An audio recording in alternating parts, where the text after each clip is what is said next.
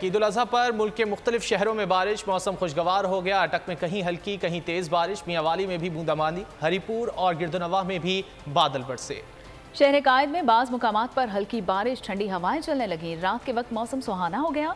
महकमा मौसमियात ने कराची समेत सिंध के मुख्तलिफ शहरों में आज भी कहीं हल्की कहीं तेज़ बारिश की पेशगोई कर दी है। महकमा मौसमियात के मुताबिक कराची की आज जुज़वी अबर आलूद और तेज़ हवाएं चलने का इम्कान है। मुख्तलिफ इलाकों में बूंदाबांदी भी हो सकती है।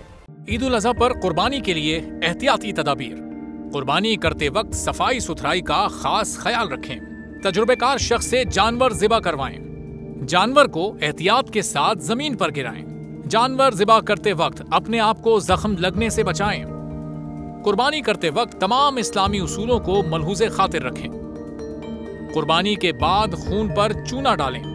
कुर्बानी के आलाइशों और बाकियात को खुली जगह पर न डालें। जानवरों के फुजले और आलाइशों को महफूज तरीके से तल्फ करें।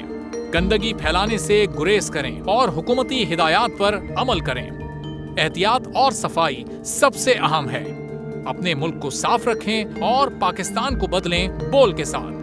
बोल की सफाई मुहिम का हिस्सा बनने के लिए अभी इस नंबर पर राब्ता करें 0337 0310 377 ताकि बोल आपकी शिकायत मुतल्लिका इदारों तक पहुंचा सके।